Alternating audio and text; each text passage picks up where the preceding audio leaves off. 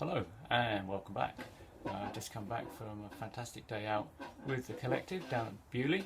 Had a good ride down um, to to the event. Or got to get up quite early in the morning on Sunday, which is never a great experience, maybe.